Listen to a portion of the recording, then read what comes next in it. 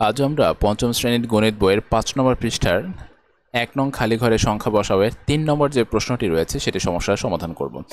তো আমরা এখানে দেখতে পাচ্ছি প্রথমে আছে ৭, তারপরে আছে ২টা খালি ঘর, প্রথমে আছে ৭, তারপরে ২টা খালি ঘর এবং নিচে আছে ৬৩, ৬ এবং ৩।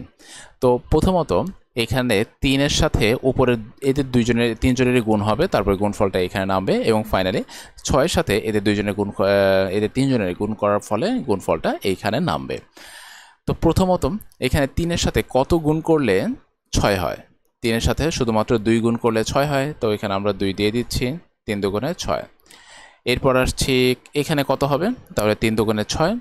এইখানে এমন কোন ৩-এর সাথে এমন কোনো সংখ্যা গুণ হবে, ৩-এর সাথে এমন কোনো সংখ্যা গুণ হবে যার এককের অঙ্কটা হচ্ছে ২। তাহলে ৩ নকে ৩, ৩ দুগুণে ৬, ৩ চারে ১২, ৩ চারে ১২। তার মানে এখানে যদি ৪ হয় তা আমরা দেখি, যদি ৪ হয় ৩ চারে ১২, ১২ ২ হয়ে গেল। এরপরে আছে হাতে আছে ১, ৩ ৭টা ২১ আর ১-এ কত? ২২। তাহলে এখানে হচ্ছে এদের দুইজন আবার ২২।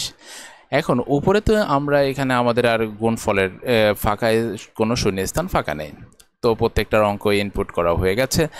এখন তাহলে আমরা এই ৬ দ্বারা এদের তিনজনকে গুণ করে ফেলি। তাহলে ৬ দুগুণে ১২, ১২ ২, হাতে আছে ১, ৪ ৬ ২৪ আর ১-এ ২৫, ২৫-এর ৫, হাতে আছে ২, ৬ ৭ ৪২ আর ২-এ কত হচ্ছে? ৪৪। তার মানে এখানে ৪ আছে, এই যে ৪ দিলে হচ্ছে ৪৪।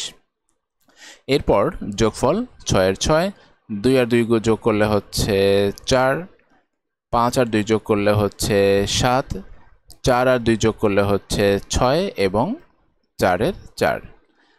এই হচ্ছে আমাদের আজকের খালি ঘরের সমস্যা সমাধান। তো আজকে পর্যন্তই, দেখা হচ্ছে পরবর্তী সমাধান নিয়ে। ততক্ষণ পর্যন্ত নিজের যত্ন নেবেন। আল্লাহ হাফেজ।